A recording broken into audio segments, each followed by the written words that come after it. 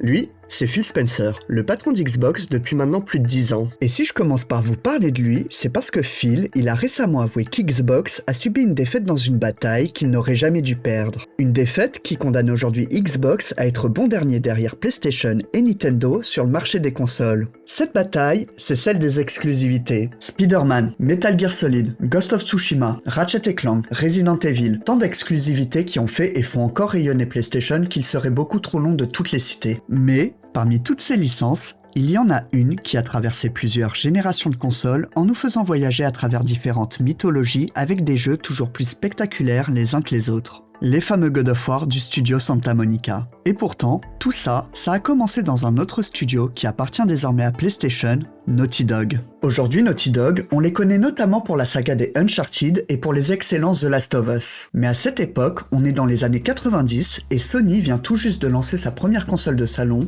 la PlayStation. Sa particularité, c'est qu'elle fait de la 3D. Et c'est très bien d'avoir un avantage technologique sur ses concurrents, mais ça reste un avantage éphémère car c'est réplicable sur le futur. Néanmoins, le plus gros souci de Sony, c'est que c'est les petits nouveaux sur le marché et ils ont donc pas vraiment encore d'identité propre à eux. Pour s'en construire une, ça passe forcément par les jeux que tu proposes sur ta console. Mais après, si tu veux vraiment te démarquer de tes concurrents, ce qu'il faut absolument avoir, c'est une mascotte. Sega a Sonic et Nintendo, ils ont Mario. À ce moment-là, Naughty Dog, petit studio de 2 personnes, vient tout juste de quitter Boston pour la Californie afin de s'agrandir et de recruter leurs premiers employés. Ils sentent que pour eux, cette situation-là, c'est une opportunité. Ils se rapprochent alors de Sony afin de trouver un accord pour développer un jeu de plateforme, comme Mario et Sonic, mais en 3D et exclusif à la PlayStation. Sony accepte d'éditer ce jeu, et c'est comme ça que 2 ans plus tard sortira Crash Bandicoot, qui au passage deviendra la 3e franchise la plus populaire de la PS1 derrière Final Fantasy et Gran Turismo. Mais on ne va pas s'attarder plus longtemps sur le petit mammifère australien, parce que ce qui nous intéresse vraiment, c'est l'exécutif producteur qui a travaillé sur ce projet, Alan Baker.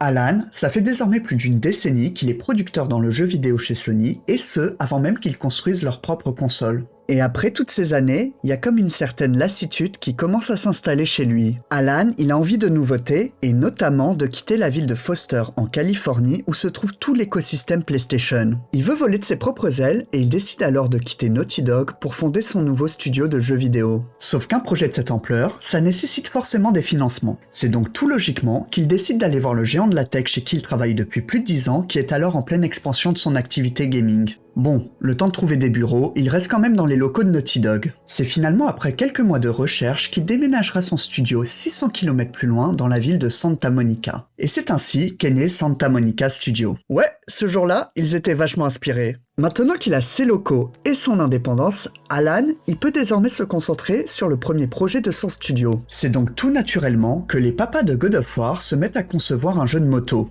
Oui, Kratos, c'est pas pour tout de suite, mais n'ayez pas une once de crainte, ça va arriver bientôt. En réalité, c'est pas vraiment eux qui ont choisi de développer ce projet. C'est Sony qui leur a passé commande pour un jeu de course qui deviendra 2 ans plus tard Kinetica. Mais c'est pas vraiment un problème pour Alan, il est dans le milieu depuis quelques temps et il sait très bien que ce premier jeu, plus qu'une simple commande, c'est en fait un test de la part de Sony pour voir si son studio a les épaules assez solides pour potentiellement leur confier des projets plus importants par la suite. Alan, il a alors 2 objectifs. Le premier, c'est de tenir ses engagements, ce qui veut concrètement dire de finir le jeu dans les temps sans dépasser le budget qu'on lui a accordé. Le deuxième, c'est de profiter de ce projet pour travailler sur le futur moteur de jeu du studio. Le moteur, c'est la chose la plus importante quand tu conçois un jeu. C'est l'outil qui te permet tout simplement de tout faire, les décors, les animations, le gameplay, etc. Et Alan, lorsqu'il a négocié les termes du projet, il savait que la PlayStation 2 allait sortir d'ici peu, et a donc insisté pour que son jeu sorte sur cette console et pas sur PS1. Alors je vous rassure, il ne lit pas dans le futur. Il ne sait pas encore que la PlayStation 2 sera la console la plus vendue de tous les temps. Mais il préfère que son studio commence déjà à travailler sur cette console afin de préparer au mieux leur moteur pour le jeu qu'ils développeront après la sortie de Kinetica. D'ailleurs, pour diriger le développement de ce projet, il a choisi de recruter un game designer du nom de David Jeffy. David, il a déjà travaillé sur des jeux de plateforme comme Cliffhanger, Skyblazer ou Mickey Mania. Mais s'il a été choisi pour ce poste, c'est surtout parce qu'il a été designer puis game director sur la série des Twisted Metal. C'est une saga de jeux de voitures qui s'affrontent non pas en faisant la course, mais en se tirant dessus. Ce qui laisse déjà apercevoir le goût prononcé de David pour la subtilité.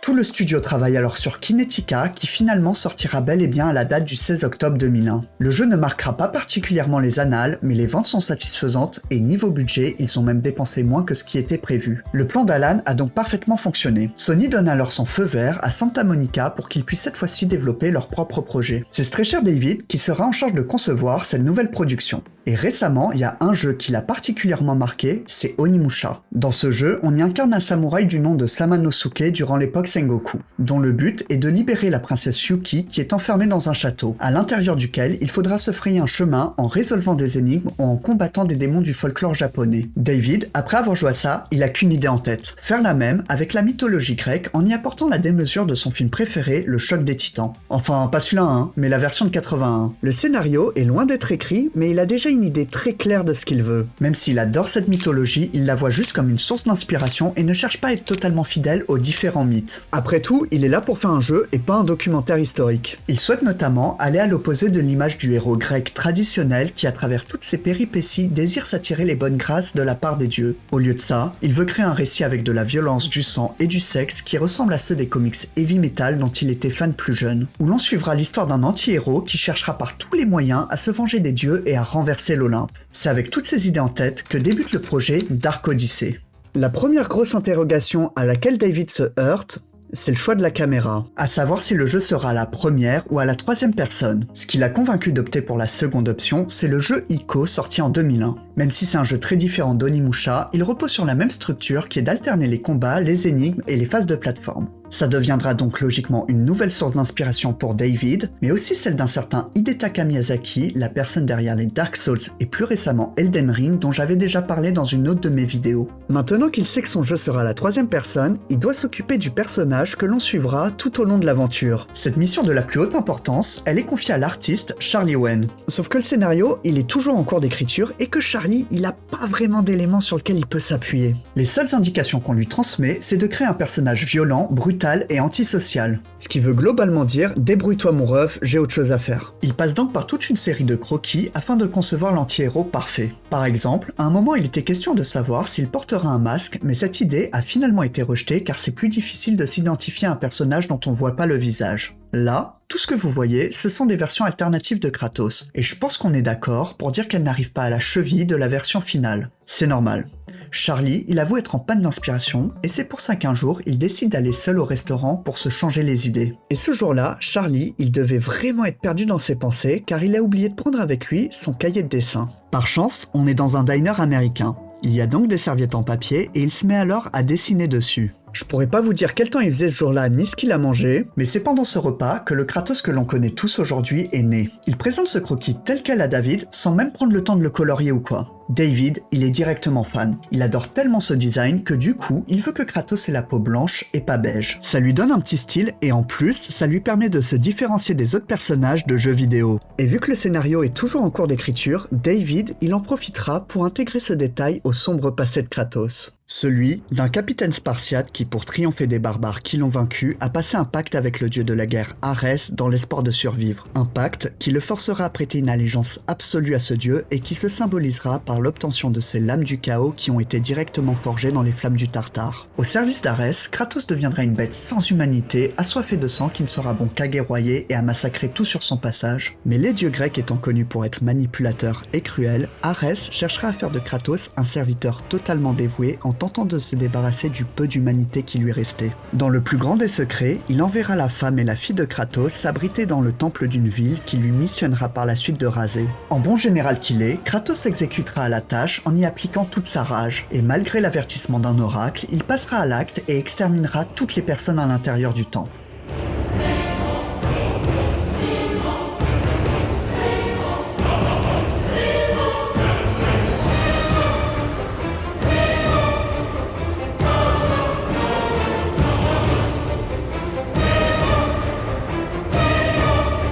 Ce n'est qu'après avoir repris ses esprits qu'il se rendra compte de l'atrocité qu'il aura commise et qu'il se retrouvera condamné à porter le fardeau de ses actes avec les cendres de sa famille qui recouvriront sa peau.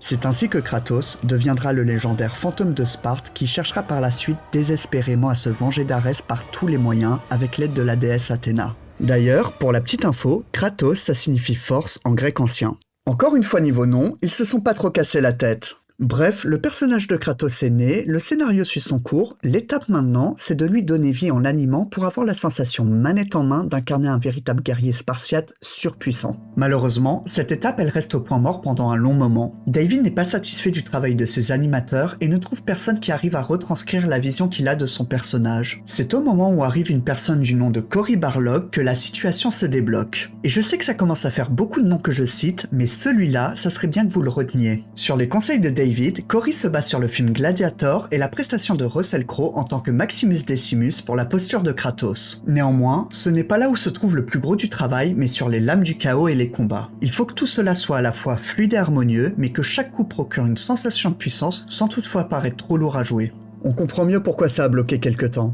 Cory et ses équipes vont travailler ardemment sur cette tâche tout au long du développement. Toutefois, quand Cory rejoint le studio, on est en 2003. Ça veut dire que le jeu est en développement depuis déjà 2 ans et il va l'être pendant 2 années de plus. Et à l'époque, 4 années de développement pour un jeu qui n'est même pas HD, c'est très long. Comme quoi, Alan il avait bien fait de d'abord gagner la confiance des investisseurs. Pendant ces 2 années restantes, une énorme quantité de travail sera abattue pour concevoir les niveaux, créer les cinématiques ou finir de développer le gameplay. Sachant qu'il y a aussi toute la partie doublage à réaliser. C'est Terrence C. Carson qui sera l'heureux élu pour incarner Kratos et je pense pas forcément avoir besoin de vous expliquer pourquoi. They've built this temple to offer prayers to Athena! This entire village stands as an affront to Lord Ares! Burn this village! Burn it to the ground! Toutes ces péripéties nous amènent au 13 mars 2005, date de sortie du premier God of War qui, étonnamment, se fait de manière plutôt discrète. Pas de grande campagne de marketing comme c'est normalement le cas pour des jeux de ce calibre chez PlayStation. Juste une annonce et un trailer balancé un mois plus tôt, c'est tout. Est-ce que c'est parce que Sony n'y croyait pas ou alors qu'ils voulaient pas mettre en avant un jeu trop adulte? On ne sait pas vraiment les raisons et peu importe la réponse car ça n'empêchera pas le jeu d'être un véritable succès. La critique elle est unanime. Même s'il ne réinvente rien et qu'il est pas très difficile de voir où il a pioché son inspiration, tout ce que fait God of War, il le fait et mieux que ses modèles. Le jeu est acclamé pour son histoire, ses graphismes, son gameplay, sa direction artistique et sa mise en scène. Le personnage de Kratos trouve son public et tout le côté adulte violent de ce titre, ça permet justement de se démarquer des autres jeux de l'époque et d'apporter de la nouveauté. Ça rappelle aussi que le jeu vidéo c'est pas qu'un média pour les jeunes ados et que c'est en train de devenir quelque chose de plus mature, même s'il y a pas mal d'enfants qui seront quand même contents de zigouiller tout sur leur passage dans le dos de leurs parents. Ce jeu, c'est clairement une masterclass qui au final se vendra à plusieurs millions d'exemplaires. Eh bien, qu'est-ce qu'on fait dans cette situation-là? Une suite, bien évidemment. Désormais, il ne s'agit plus de repartir de zéro, mais de reprendre cette même recette pour la perfectionner. Vu que tout n'est plus à créer et que Sony, ils veulent direct surfer sur ce succès, ils accorderont 2 années de développement à Santa Monica Studio pour qu'il fasse cette suite. Et d'un certain point de vue, c'est pas plus mal parce que dans 2 ans, c'est pile le moment où sortira la PlayStation 3. C'est une occasion en or, ce même God of War qui n'avait pas eu de campagne marketing à la hauteur de ses ambitions a maintenant l'opportunité d'être le jeu de lancement de la nouvelle console de Sony. C'est donc tout logiquement que God of War va être développé sur PlayStation 2. À l'époque, beaucoup de personnes dont David n'ont pas compris ce choix alors que derrière cette décision, il y a une raison bien précise. À ce moment-là, la PlayStation 2, c'est la console la plus vendue de l'histoire et c'est toujours le cas aujourd'hui. Ce que vous voyez là, c'est un graphique marketing qui illustre l'adoption d'un nouveau produit chez les consommateurs en fonction du temps. Et quand on s'attarde sur cette courbe, on constate qu'au début, il n'y a pas grand monde qui achète le produit. Sauf que la majeure partie des recettes d'un jeu vidéo se réalise sur les premières semaines de lancement pendant que le prix est au plus haut. Certains dirigeants de chez Santa Monica, ils le savent ça. Et que du coup, ils auront plus de chances de faire des meilleures ventes sur une console qui est dans le salon de 150 millions de personnes que sur une machine qui n'a même pas encore été achetée. Après, c'est pas la seule grosse décision qui a été prise dès le début de la production. En effet, David, il ne sera pas le game director de cette suite. Il doit laisser sa place à Cory. Ce remaniement, il est dû au fait que David, c'est un bon créatif doublé d'un bon technicien, mais c'est pas forcément le boss le plus patient et le plus diplomate que le monde ait connu.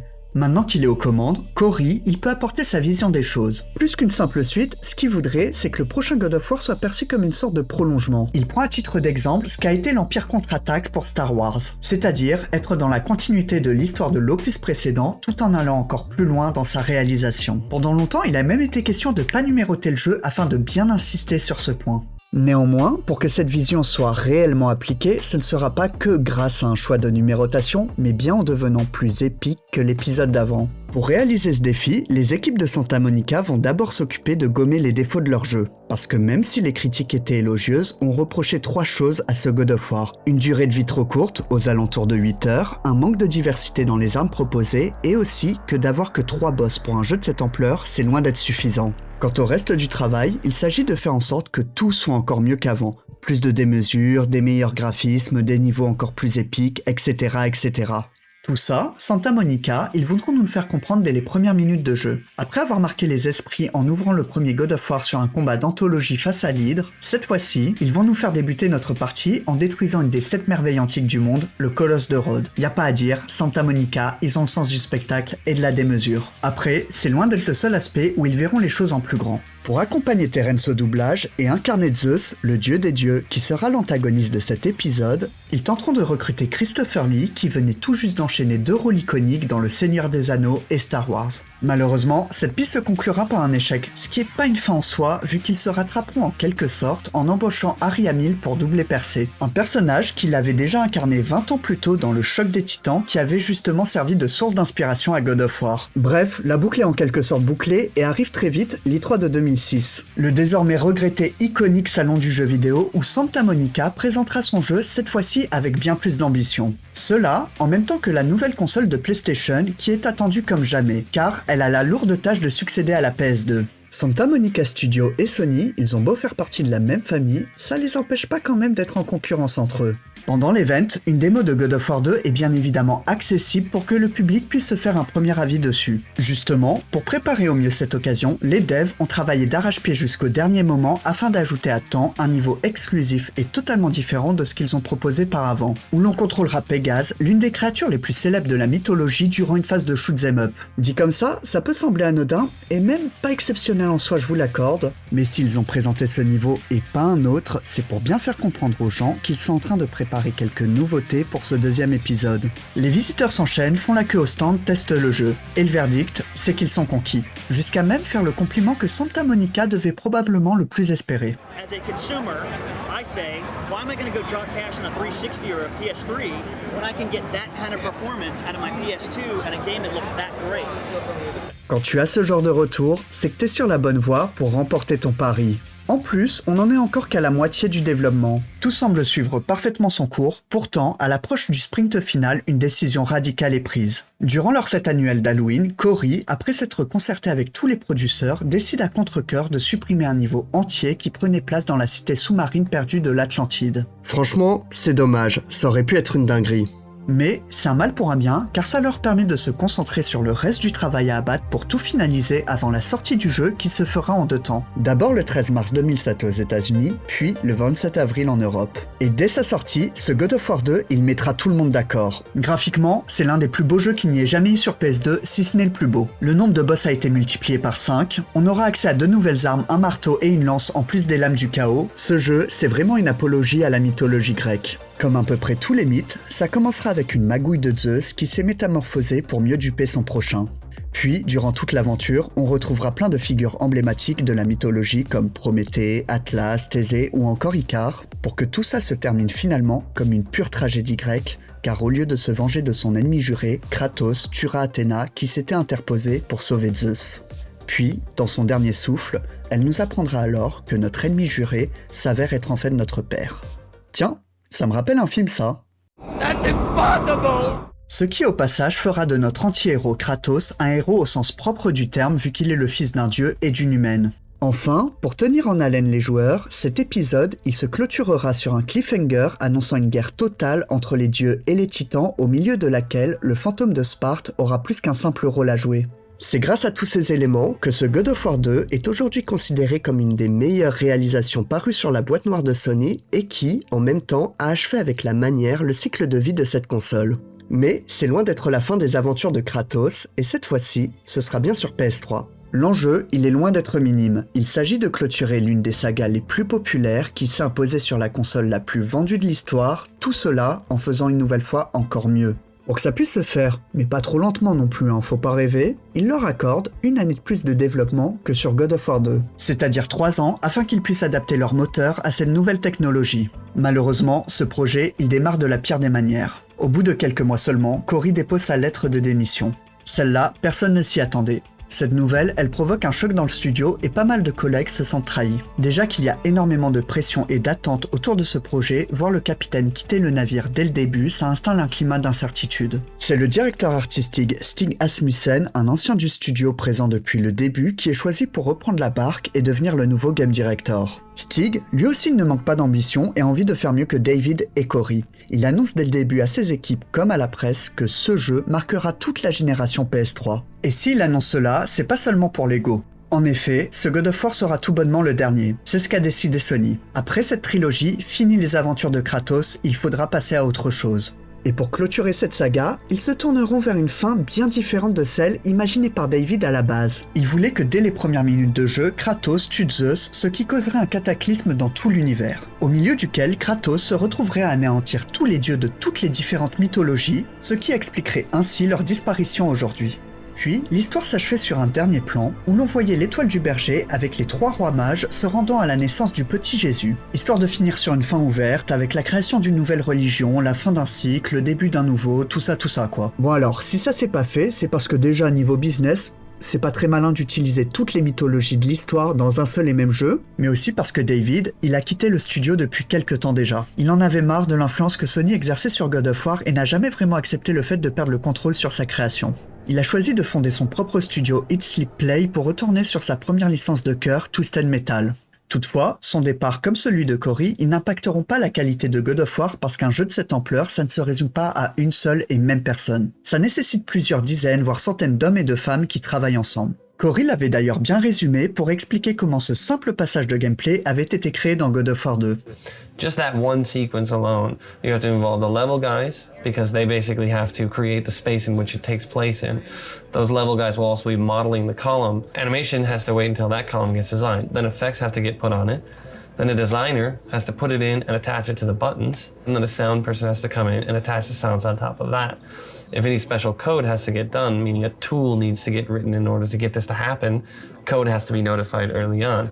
Cette action, elle dure à peine 5 secondes. Il faut donc répliquer ça à chaque fois, encore et encore, pour faire un jeu de plusieurs heures. Néanmoins, il y a quelque chose dont je vous ai pas encore parlé qui a permis de mettre ce travail en avant, et de la meilleure manière qui soit, c'est la caméra. Je vous ai déjà expliqué pourquoi ils avaient opté pour une vue à la 3e personne, mais pas pourquoi la caméra elle était fixe et qu'à aucun moment on ne pouvait la bouger. D'abord, c'était pour le confort des joueurs, afin qu'ils n'aient pas à gérer ce genre de détails et puissent se concentrer uniquement sur le gameplay. Mais c'est surtout que c'est aussi le meilleur moyen de garder le contrôle total de leur jeu. Quand c'est toi qui contrôles la caméra, tu dictes la mise en scène. Tu choisis ce que tu veux montrer, à quel moment et comment tu vas le montrer. Et quand tu bosses autant sur tes environnements ou tes animations, tu as envie que les personnes admirent le fruit de ton travail de la meilleure manière qui soit.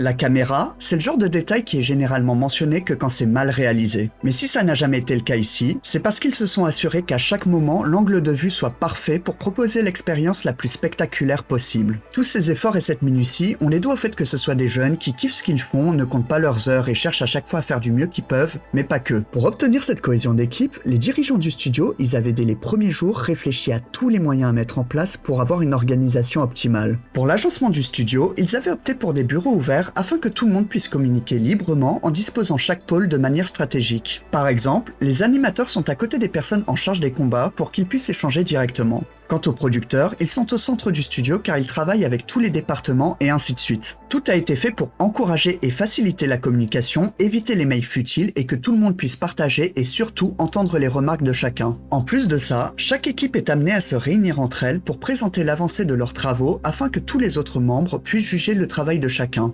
Au-delà de permettre de partager ses connaissances en demandant « Ah, c'est sympa, comment t'as réussi à faire ça ?» ou de s'inspirer du travail des autres, c'est surtout aussi un moyen de mettre tout le monde en concurrence entre eux. Malheureusement, cette culture d'entreprise, elle ne s'arrête pas qu'à de la concurrence interne. Aller voir organiser des fêtes, boire des bières ou faire visiter le studio à Stanley, on pourrait croire que tout est parfait dans le plus beau des mondes. Mais pour atteindre l'excellence et les standards qu'ils se sont fixés, il y a forcément une contrepartie à tout ça. Par exemple, maintenant qu'ils commencent à être habitués aux présentations de l'E3, les employés ont décidé d'appeler la période avant cet événement Sprint, qui est en fait un euphémisme pour dire crunch. Le crunch, c'est cette période où avant un moment important du projet, les devs se retrouvent à travailler plus de 10 heures par jour pendant plusieurs semaines. Et chez Santa Monica, ça peut même aller des fois encore plus loin, comme avant l'E3 de 2006. Can't go home until he goes home. I'm sleeping there tonight, man. There's no hope for you. It's all over. There you have it. I'm sleeping here tonight. Malheureusement, cet I3, il n'échappera pas à la règle. Cette fois, ils ont choisi de présenter un niveau plutôt classique se déroulant dans la cité de l'Olympe qui se finira quand même sur un arrachage de la tête d'Hélios. Ce qui fait toujours son petit effet.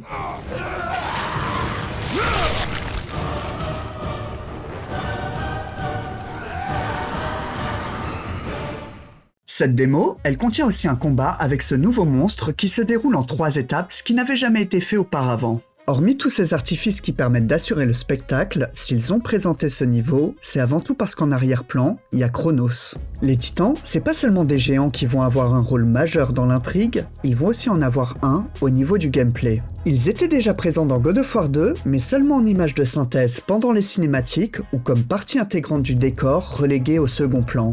C'était clairement un choix par défaut. Ils ne pouvaient pas faire autrement. Ils avaient déjà fait leur maximum avec le niveau de Rod parce qu'ils étaient limités techniquement par les performances de la PS2, ce qui n'est désormais plus le cas. Et plutôt que de les utiliser comme des simples boss qui répètent systématiquement les mêmes mouvements en arrière-plan, ce qu'ils vont faire, c'est d'articuler des niveaux entiers autour d'eux, où on alternera les combats et les phases de plateforme, le tout entrecoupé de cinématiques à couper le souffle sans aucune interruption et dans l'immersion la plus totale. Ces niveaux, c'est vraiment l'apogée de ce qu'ils n'ont jamais pu proposer auparavant, et comme à leur habitude, c'est le type de séquence qu'ils placeront dès l'intro du jeu pour marquer les esprits. C'est grâce à ces ajouts majeurs, en plus de tous les autres éléments dont je viens juste de vous parler, qui feront que ce God of War 3 va réussir l'exploit de devenir, pour beaucoup de personnes, l'opus le plus emblématique de toute la saga. C'est simple, encore une fois, tout est mieux qu'avant. Avec les performances de la PS3, l'expérience de jeu, elle est décuplée. On enchaîne les combats face aux dieux de l'Olympe, les cinématiques sont magnifiques, et les niveaux avec les titans sont, sans hésitation, les plus spectaculaires de toute la série. Ce dernier épisode, c'est la version la plus aboutie de ce qu'ils ont pu proposer. Alors que d'après Stig, ils ont seulement utilisé 50 à 60% des capacités de leur nouveau moteur. Déjà que de base, c'est difficile de répondre aux attentes quand on fait une suite, ça l'est encore plus quand il s'agit de terminer une histoire que les personnes apprécient. Et franchement, sur ce coup-là, c'est dur d'imaginer une meilleure fin pour les péripéties de Kratos. Sauf qu'avec tous ces succès et ces jeux écoulés à plusieurs millions d'exemplaires chacun, Santa Monica Studios, ils ont pris une toute autre dimension maintenant. Ce n'est plus le tout jeune studio qui faisait des simples jeux de moto, mais bien l'une des plus grosses forces de frappe de Sony. Ils sont désormais connus et reconnus pour leur savoir-faire. Le problème justement, c'est qu'ils ont que Kratos, et que pour vraiment rentrer dans la cour des grands, ils doivent se diversifier. Ubisoft possède Assassin's Creed et Far Cry. Bethesda alterne entre les Elder Scrolls et Fallout. Quant à Rockstar, ils viennent d'acquérir Red Dead Redemption en plus de GTA.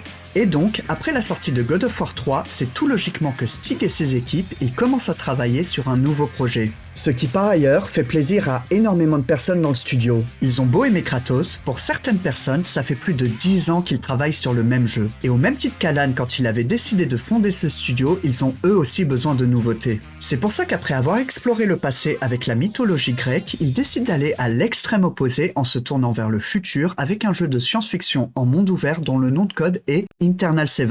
Par ailleurs, Santa Monica commence aussi à réinvestir leur argent en éditant des jeux auprès d'autres studios, comme l'excellente Journey ou The Order 1886 qui sera un des jeux de lancement de la PS4. Ils semblent vraiment se tourner vers l'avenir, ce qui n'est pas forcément le cas de tout le monde chez Sony, qui, eux, sont pas encore prêts à abandonner leur vache à lait. God of War, c'est devenu une des plus grandes sagas du jeu vidéo, et c'est pas parce qu'ils ont terminé une trilogie que la franchise est à enterrer loin de là. Il y a encore des choses à faire avec. Ils décident finalement de commander un God of War supplémentaire au studio qui se déroulera avant les événements de la trilogie pour en apprendre plus sur le passé de Kratos. C'est quelque chose qui avait déjà été fait par le passé avec les jeux Chains of Olympus et Ghost of Sparta, tous deux sortis sur PSP, où l'on apprenait notamment l'origine du tatouage de Kratos qui est un hommage à la tache de naissance de son frère disparu Deimos. Même si à la base, faut quand même rappeler, ce tatouage devait être bleu mais a été changé pour éviter toute confusion avec le barbare de Diablo 2. Après, avec du recul, le rouge, ça paraît quand même beaucoup plus logique pour représenter quelqu'un qui est toujours en colère. Ces jeux-là, ça a aussi été l'occasion de ressusciter des idées qui avaient été avortées comme le fameux niveau de l'Atlantide abandonné pendant le développement de God of War 2. Faire un jeu PS3 pour apporter un peu plus de contexte et de développement au personnage de Kratos, c'est bien, mais c'est pas suffisant. On parle ici d'une franchise qui, d'opus en opus, a perfectionné sa formule pour à chaque fois la rendre meilleure. Pour continuer sur cette progression, ils décident de s'attaquer à quelque chose de complètement nouveau pour eux qu'ils avaient jamais tenté auparavant. Après avoir conquis les joueurs avec des aventures solo, God of War s'attaque maintenant au multijoueur. On est en 2010, le multi c'est en pleine explosion sur console. Call of Duty Modern Warfare 2 est sorti depuis 1 an, FIFA Ultimate Team commence de plus en plus à se répandre, et même des jeux solo comme Assassin's Creed ou Red Dead s'y essayent. Le multi, c'est la nouvelle lubie de tous les éditeurs. Donc pourquoi ça serait pas aussi celle de Santa Monica Studio? Après, c'est pas la seule nouveauté qu'ils vont apporter, car il y en a aussi une côté technologie. Désormais, les cinématiques seront entièrement réalisées avec de la motion capture. Ils avaient déjà testé cette technologie pour faire quelques animations sur God of War 3, mais là, ils veulent l'utiliser sur Terrence et les autres acteurs, toujours dans le souci d'améliorer la mise en scène et de se rapprocher un peu plus de ce qui se fait au cinéma. Cette volonté d'être plus réaliste, on la retrouve aussi dans le trailer de lancement qui sera diffusé au Super Bowl de 2013. Le Super Bowl, c'est le plus grand événement sportif américain de l'année, suivi par plus de 100 millions de personnes, où les plus grands artistes américains font le show, et durant lequel, pour avoir un spot publicitaire de 30 secondes cette année-là, il faut débourser pas moins de 4 millions de dollars. Le trailer, il dure 2 minutes et 8 secondes. Pendant que je vous laisse faire le calcul, je trouve que c'est le bon moment pour vous rappeler qu'elle est bien loin l'époque des campagnes marketing réalisées sur la pointe des pieds. Et donc, le mois qui suit le sacre des Ravens de Baltimore, God of War Ascension sort. Et cette fois-ci, c'est une situation plutôt inédite pour le studio, car les avis sont très mitigés. En soi, le jeu n'est pas mauvais, et les ventes, elles sont pas non plus catastrophiques. C'est loin d'être un flop total. Mais là, on parle d'une saga qui, de base, mettait tout le monde d'accord et qui avait pour habitude de récolter des plus 90 sur Metacritic. Malheureusement, God of War Ascension, c'est une déception. C'est une sensation de vue et revue. Beaucoup le considèrent comme un simple jeu de PSP avec de meilleurs graphismes. Et ces critiques, malheureusement, elles sont totalement justifiées. En se concentrant sur le multi qui est plus que moyen et donc rapidement oubliable, ils ont délaissé le cœur de jeu, son contenu solo. En 10 ans, le personnage de Kratos n'a pas évolué. Il est resté cette brute épaisse, toujours en colère, qui massacre tout ce qui bouge et au final, ça a fini par lasser les gens. Santa Monica s'est reposée sur la formule qui a fait leur succès en empilant des nouveautés les unes par-dessus les autres sans effectuer de réels changements. Sauf qu'en 2013, faire un bon jeu couloir, c'est plus suffisant désormais. Depuis, il y a eu des jeux comme Assassin's Creed, Red Dead ou Skyrim qui ont montré au monde qu'il était possible de créer des univers immenses pouvant être parcourus librement. C'est clairement l'opposé de ce qu'a toujours proposé Santa Monica, où tout est agencé au millimètre près, laissant très peu de liberté d'exploration aux joueurs. Face à cette situation, Santa Monica, ils sont extrêmement réactifs parce qu'à peine un mois après la sortie de God of War Ascension, ils décident de reboot la franchise. Ça signifie faire table rase de ce qui a été fait dans le passé en repartant totalement de zéro pour tout changer. Les graphismes, la direction artistique, le gameplay, l'histoire. C'est comme si tout le travail qui avait été effectué ces 10 dernières années n'existait plus et était jeté à la poubelle.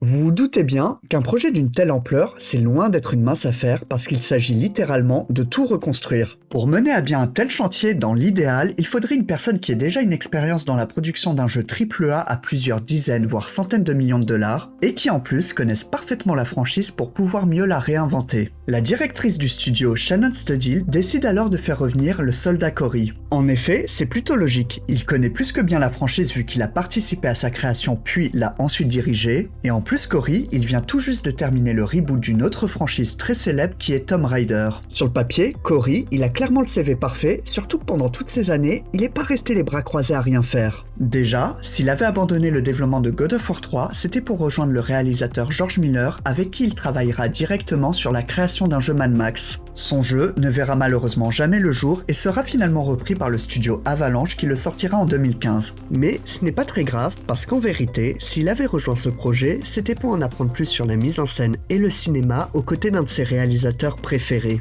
Et de cette expérience avec George Miller, il en gardera une règle qui dictera toute l'écriture du scénario de God of War. Écrire une histoire simple, mais des personnages complexes. Après Mad Max, il a rejoint pendant quelques mois Lucasfilm en tant que scénariste, où il a écrit pour des projets de films et séries Star Wars qui eux aussi n'ont jamais vu le jour. Il a quand même profité de cette expérience pour visiter le Skywalker Ranch et mettre la main sur des scénarios qui vont l'inspirer par la suite, dont un sur la jeunesse de Palpatine qui expliquait comment il était passé du côté obscur de la Force à cause d'une relation amoureuse. Suite à ça, il a enchaîné sur Tomb Raider où il restera proche du cinéma vu qu'il était directeur de la mise en scène et des cinématiques. Faire de la mise en scène, Santa Monica, ils ont su le faire dès le début. C'est un des points forts que l'on retrouvait sur chacun de leurs jeux. Mais désormais, je pense que vous l'avez compris, ce que Cory cherche à faire, c'est élever le niveau de plusieurs crans pour réaliser un jeu dont l'histoire et la mise en scène n'aura rien à envier à aucun blockbuster hollywoodien. Néanmoins, au-delà de ses expériences dans le cinéma, quand il revient à Santa Monica, il y a un événement qui a radicalement changé sa vie. Il est devenu papa.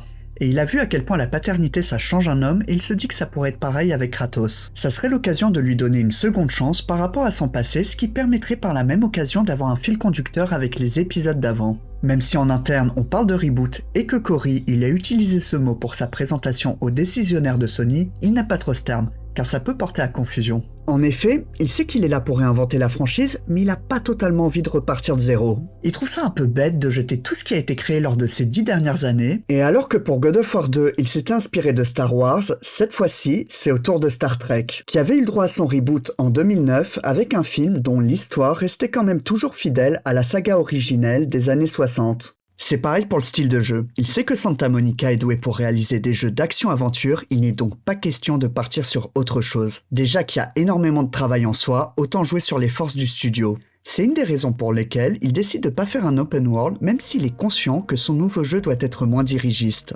Bon après, quand tu veux renouveler God of War, le plus évident, ça reste quand même de changer de mythologie. Tout ce que la mythologie grecque avait à offrir a plus ou moins été déjà utilisé. Et sur ce point, il y a une hésitation entre la mythologie nordique et la mythologie égyptienne. C'est du 50-50 au sein de l'équipe. Cory, lui, il a une préférence pour l'Égypte. Malheureusement, il sera contraint de renoncer à son choix de cœur, car après avoir comparé les deux, il trouvait qu'une trop grande partie de la mythologie égyptienne reposait sur sa civilisation, notamment à cause du fait que les pharaons sont l'incarnation même des dieux et que ça pouvait donc amener à certaines dérives. Donc, si on résume toutes ces idées, le topo globalement, ça serait de faire un jeu d'action-aventure, mais plus cinématographique, avec un scénario qui se base sur une relation père-fils, le tout à travers la mythologie nordique. Et bien des fois dans la vie, le hasard fait extrêmement bien les choses, parce qu'en cette même année 2013, il y a un jeu qui est sorti et qui marquera énormément le monde du gaming.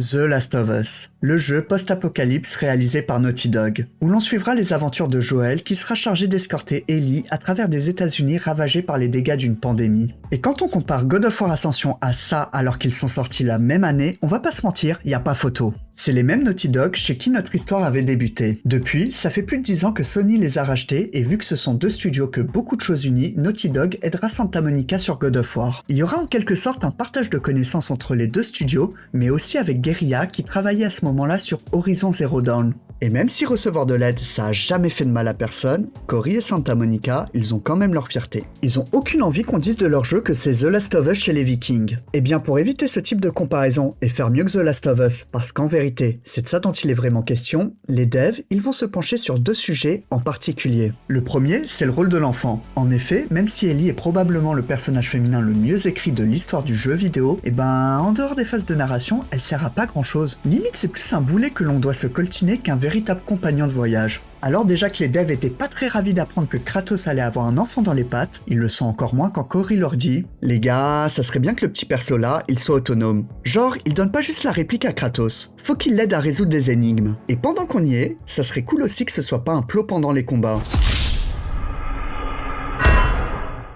Après, si les devs sont réticents à ces idées, c'est pas pour rien. L'IA, que ce soit celle des alliés comme celle des ennemis, c'est une vraie galère pour tous les devs. C'est d'ailleurs pour ça qu'au tout début, Charlie, quand il s'occupait de la création de Kratos, on lui avait dit direct d'abandonner l'idée de créer une créature qui l'accompagne. Et pour que vous compreniez vraiment la difficulté que c'est, je vous mets un extrait d'une conférence de Jeux Vidéo Magazine avant la sortie de The Last of Us. Au niveau de l'intelligence artificielle, comment vous le sentez ? Le deuxième élément, c'est une idée que Cory avait déjà eue sur Tomb Raider, mais qu'il avait finalement dû abandonner parce que c'était trop galère à mettre en place.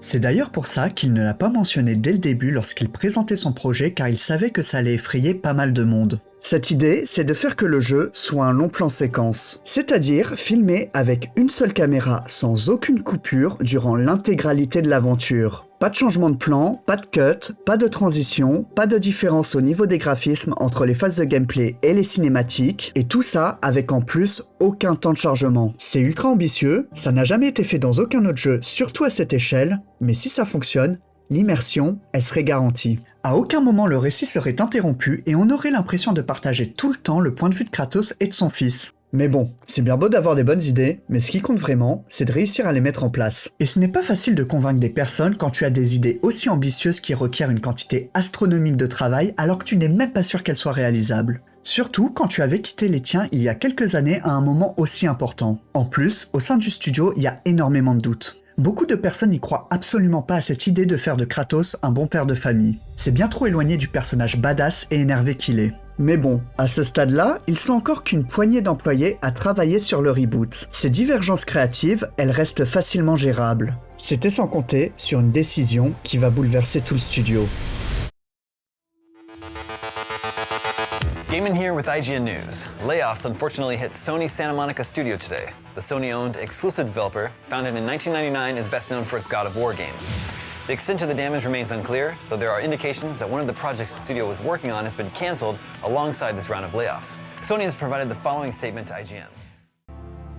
Internal 7, ce qui devait être le nouveau projet de Santa Monica, est finalement annulé après 3 années de développement et une partie des équipes est licenciée. Parmi ces personnes, il y a notamment Stick qui devra lui aussi faire ses cartons. Bon, il s'en sortira plutôt bien vu que par la suite, il rejoindra Respawn pour diriger les nouveaux jeux Star Wars.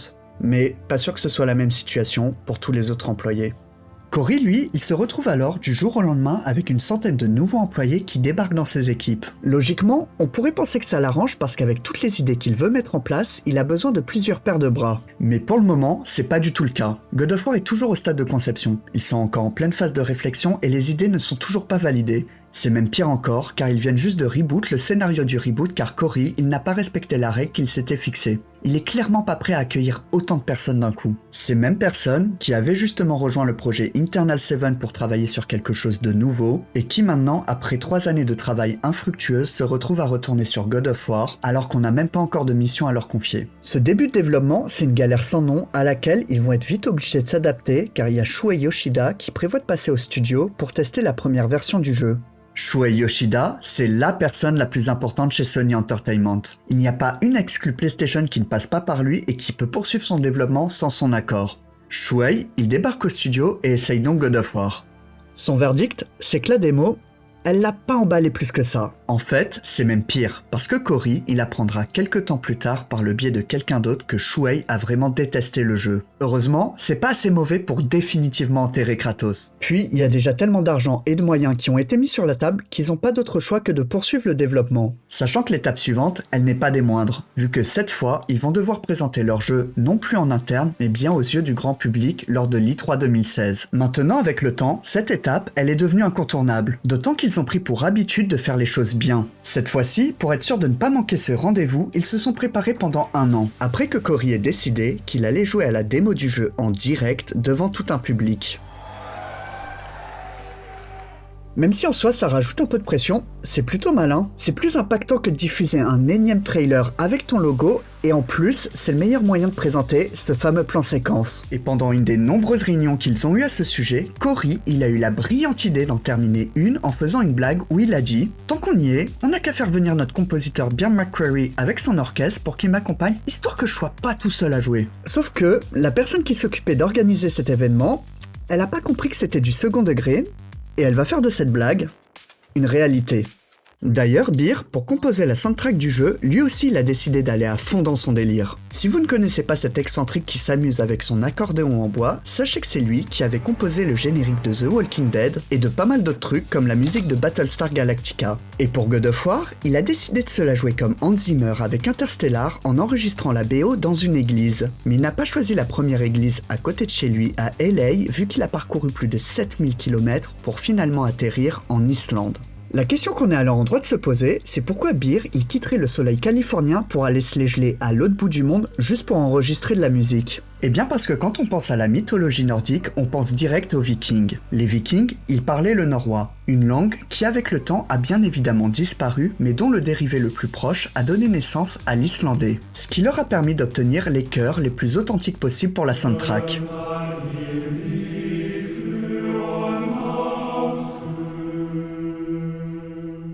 Bear, il a vraiment le sens du détail. Et c'est tant mieux, car vu ce qu'il s'apprête à faire avec Cory, aucun des deux n'a vraiment le droit à l'erreur. Le moment fatidique arrive, Bear dirige son orchestre, puis Cory commence à jouer, et le reste, c'est au public de juger. Then show me what you know. Feed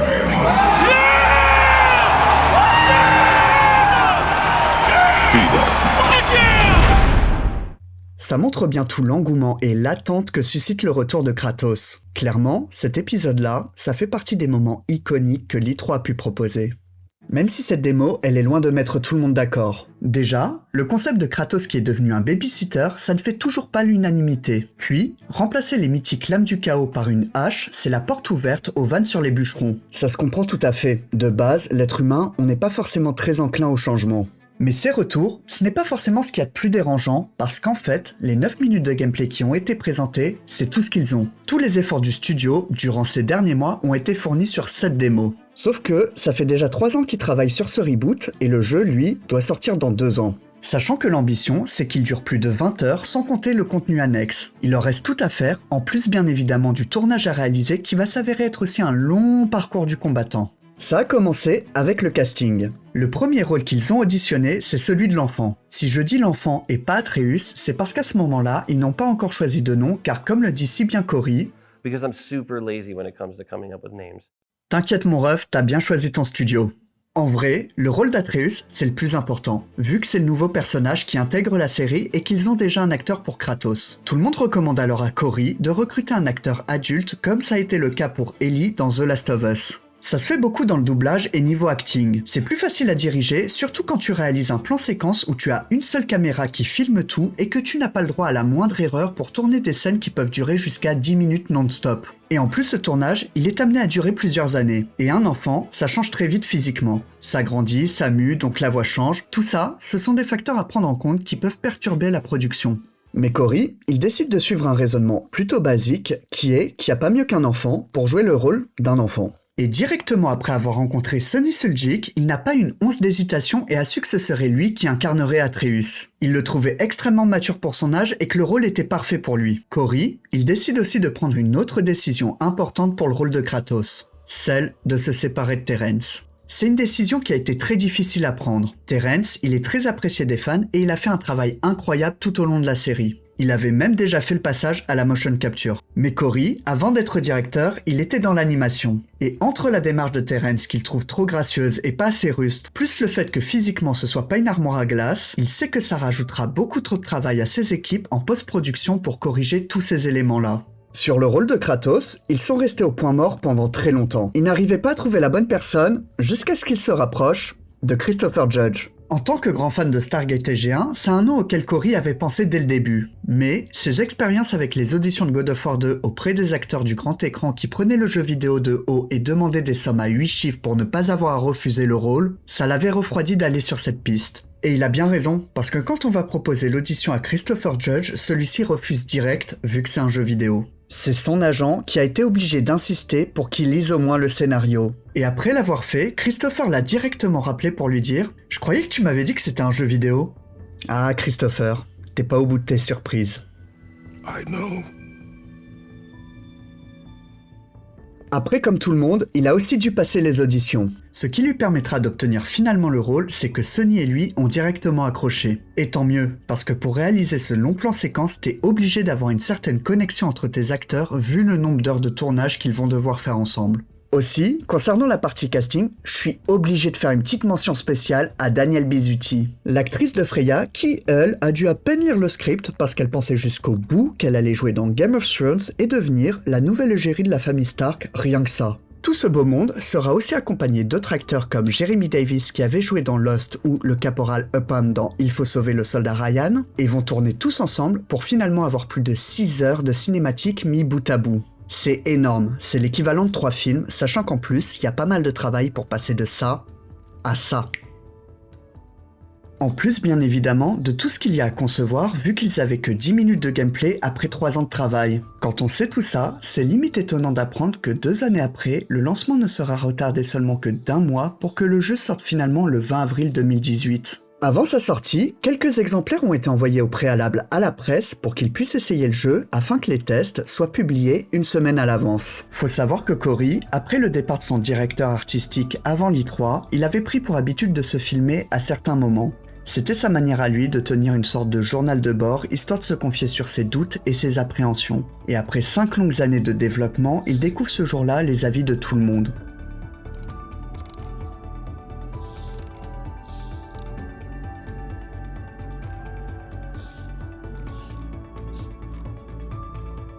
does.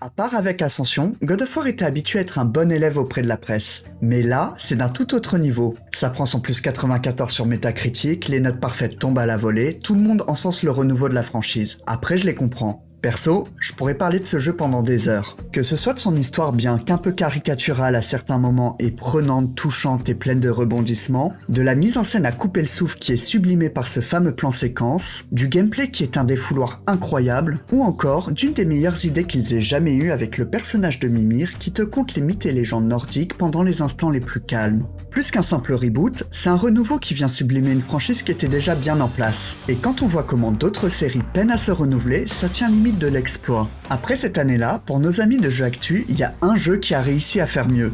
C'est Red Dead Redemption 2 avec son fameux 21 sur 20.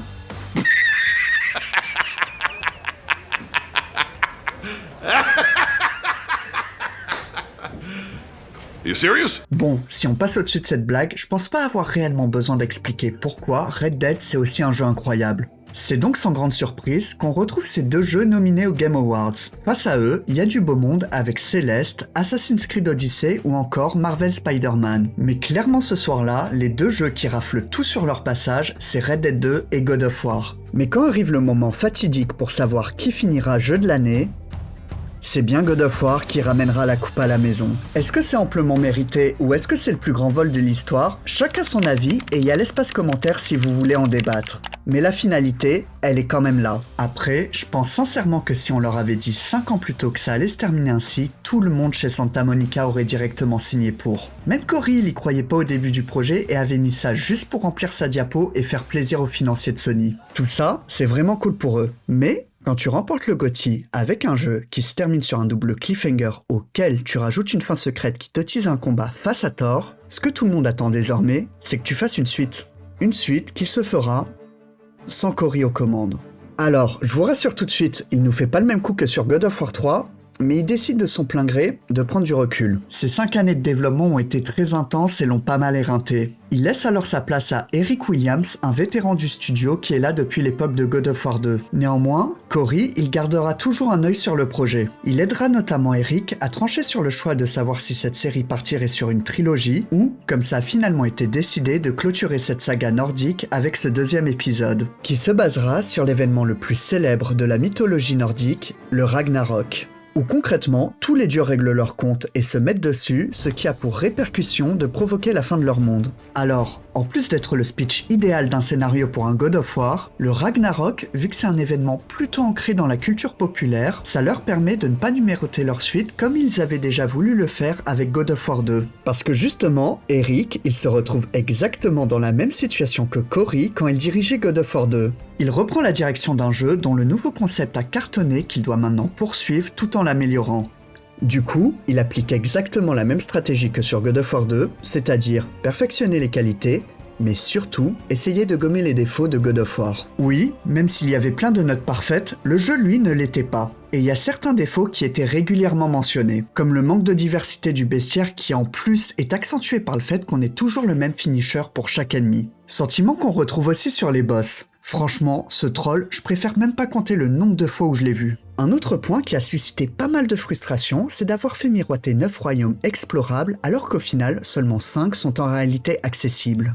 Bon, d'après plusieurs sources, c'était réservé pour des DLC qui n'ont malheureusement jamais vu le jour car ils n'avaient ni le temps ni les moyens de travailler dessus. Même si je peux comprendre au vu du rendu final du jeu, c'est quand même très énervant d'avoir ça sous tes yeux et de pas pouvoir en profiter. Pour les qualités, c'est simple, pas besoin de s'étendre trop dessus, faut juste que tout soit plus épique. Encore une fois, c'est facile à dire, mais à réaliser, c'est une autre histoire. Même si les équipes ont une vision plus claire que quand ils devaient repartir de zéro, ce n'est pas pour autant que le développement de Ragnarok va se dérouler comme prévu. Pour commencer, en août 2019, Christopher Judge s'est retrouvé dans l'incapacité totale de marcher. Il a dû subir de lourdes opérations au dos, à la hanche et au genou. Plutôt que de le remplacer pour ne pas allonger la durée de production, Santa Monica décide d'attendre le temps dont Christopher aura besoin pour récupérer et lui a même confirmé qu'à aucun moment son rôle était mis en danger. C'est un acte qui touchera énormément Christopher qui a travaillé assez longtemps dans le cinéma pour savoir qu'habituellement c'est le business qui prime. Il a même déclaré que c'est le geste le plus classe dont il n'ait jamais entendu parler dans tout ce milieu. Il s'excusera auprès des fans car ça a été une des causes qui a fait que Ragnarok sera repoussé, mais malheureusement, un problème ne vient jamais seul. Et ce problème, personne l'a vu venir. En Chine, un mystérieux virus de la même famille que le SRAS a déjà contaminé 45 personnes. Pour sortir de la ville de Wuhan, sont désormais bloqués. Wuhan est une ville sous cloche. C'est désormais officiel, le monde fait face à une pandémie. Nous sommes en guerre. On est en 2024, ça arrive en novembre 2019. Ouais, ça fait 5 ans. Alors, comme tout le monde, Santa Monica, ils ont dû subir les répercussions de cette pandémie et s'adapter en fonction de ça. Néanmoins, faire de la motion capture en télétravail, c'est pas très pratique quoi. C'est même tout simplement pas possible. Le temps que tout ça passe, puis qu'on se déconfine, le tournage reprendra avec un protocole assez strict, à base de grandes visières et de checks de pied pour se féliciter histoire de respecter les gestes barrières. Je précise quand même que si les acteurs jouent sans masque, ce n'est pas à cause d'un caprice de diva, mais parce que sinon, tu peux pas capturer leur expression faciale pour retranscrire les émotions en post-production. Comme si tout ça ne suffisait pas, les équipes seront aussi touchées par le décès de 2 de leurs collègues, Jack Snipe, un programmeur âgé d'à peine 30 ans, et George Maul, le créateur de la hache du Léviathan. Et l'accumulation de ces événements plus que regrettables entraînera un report de la sortie de Ragnarok à 2022. Mais la pandémie, elle n'a pas que perturbé la production, elle a par la même occasion condamné l'E3 à disparaître. Et donc, désormais, chaque constructeur doit organiser son propre showcase en live pour remplacer cet événement. C'est donc logiquement qu'au State of Play de juin, tout le monde s'attend à en savoir plus sur Ragnarok. Surtout qu'ils avaient déjà sorti un trailer il y a 9 mois de ça. Mais, une fois la présentation finie, aucune info sur Ragnarok, alors que 2022 se termine dans 6 mois. En fait, s'il n'y a pas eu de communication, c'est parce que les équipes, elles étaient trop à la bourre sur leur planning et qu'ils tentaient de faire leur maximum pour que la date de sortie soit pas une nouvelle fois repoussée. Sauf qu'entre les attentes suscitées par Ragnarok, l'habitude de Santa Monica de marquer les esprits pendant ce type d'événement et les rumeurs relayées par les insiders pour faire monter la hype, cette absence, elle a provoqué énormément de déception chez les fans qui a eu pour répercussion des vagues de harcèlement auprès des employés de Santa Monica. Ça a atteint un tel niveau de stupidité qu'une des personnes en charge des cinématiques a quand même dû rappeler que ce n'est pas en lui envoyant des photos d'engins masculins qu'elle dévoilera la date de sortie. Vraiment, ces comportements toxiques durant la dernière ligne droite, c'est le boss final d'un développement qui était déjà assez compliqué de base, juste avec la pression qu'il y avait dès le début pour clôturer cette saga. Mais bon, après il en faut plus pour décourager les équipes de Santa Monica qui depuis le temps n'est plus un petit studio rempli de jeunes talents. On a déjà parlé du game director Eric Williams qui est là depuis plus de 15 ans, mais ce n'est pas le seul à être resté aussi longtemps. Shannon, la directrice du studio qui avait fait revenir Cory, elle était là dès les premiers jours pour aider Alan Baker à fonder le studio. Et quand elle est partie en 2020, elle a laissé sa place à Yumi Heng qui avait 20 ans d'ancienneté à ce moment-là. C'est pareil pour le responsable de l'animation Bruno Velasquez ou encore Mehdi Youssef, le responsable du gameplay, qui sont là depuis les premiers God of War. Il y a même toujours le frérot Jason McDonald qui a dû trouver ses nuits au bureau suffisamment confortables pour être resté aussi longtemps. Après, je suis quand même toujours pas convaincu que c'est lui qui devrait apparaître en premier sur la page des offres d'emploi. Bonne nuit les petits. Et toute cette expérience, en plus du travail fourni, fait que Ragnarok arrivera finalement bien sous nos sapins à temps, puisqu'il sortira le 9 novembre 2022. Alors, je préfère préciser tout de suite que pour éviter tout spoil, à aucun moment je vais m'attarder sur l'histoire ou certains éléments du jeu. Mais sans surprise, c'est une réussite totale. Une fois de plus, ils ont réussi à hisser le niveau encore plus haut. Et ça s'est ressenti direct sur les ventes. Ragnarok, c'est le jeu le plus acheté pour les fêtes de Noël, mais surtout, c'est devenu le meilleur lancement d'une exclue PlayStation devant The Last of Us 2 et Marvel Spider-Man. Incontestablement, c'est le jeu de cette fin d'année 2022. C'est donc pas étonnant de le retrouver une nouvelle fois nominé comme jeu de l'année aux Game Awards. Cette fois-ci, malheureusement, ça sera pas suffisant pour faire un back-to-back parce qu'un peu plus tôt dans l'année, il y a eu un mastodonte du nom d'Elden Ring qui est sorti. C'est la vie, tu peux pas gagner à chaque fois. Mais bon, ça aurait été quand même dommage de terminer cette vidéo sur une défaite. C'était sans compter sur une dernière petite surprise que Santa Monica nous a réservée. Un an après God of War Ragnarok sort un DLC du nom de Valhalla. Santa Monica a à peine communiqué dessus. Juste, ils ont balancé un trailer quelques jours avant sa sortie et puis basta. Du coup, personne s'y attendait vraiment, et encore moins à ce que ce DLC soit gratuit. Ce DLC, c'est un roguelike qui se déroule après les événements de Ragnarok et qui permet d'apporter plus d'informations sur la fin de cet épisode. Mais aussi de faire le lien avec les événements de la saga en Grèce afin de régaler encore un peu plus les fans de la première heure. À une époque où tous les moyens sont bons pour faire payer plus les joueurs à coup de contenu additionnel ou de microtransactions, il y a vraiment qu'un grand studio qui peut se permettre de faire ça. Et à moins qu'un DLC sorte sans prévenir, ça devrait être la fin des épopées de Kratos et Atreus à Midgard, du moins côté jeu vidéo. Oui, au même titre que les licences les plus populaires du jeu vidéo, God of War va avoir le droit à sa série sur Amazon Prime. Et quand on voit le succès qu'a eu Fallout, si la série tient toutes ses promesses, ça peut être que bon pour les affaires de Santa Monica. Pour ce qui est de la suite niveau jeu vidéo, il y a pas mal de rumeurs. Notamment à cause de cette fresque de God of War où l'on voit des cycles de différentes mythologies. La théorie qui revient le plus souvent, c'est celle de l'Égypte, vu que cette idée avait été abandonnée et qu'elle plaisait à pas mal de monde dans le studio, dont Cory, qui d'ailleurs, après s'être bien reposé, travaille maintenant depuis quelques années sur un nouveau projet n'ayant aucun lien avec la franchise God of War. Peut-être qu'il est reparti en mission pour sauver le projet Internal 7, on sait pas encore. Mais en tout cas, ce qui est sûr, c'est que les aventures de Kratos et Atreus ne sont pas prêtes de se terminer maintenant. Et que Santa Monica Studio a déjà réussi à produire 2 sagas incroyables, donc qu'est-ce qui pourrait les empêcher de le faire une 3e fois ?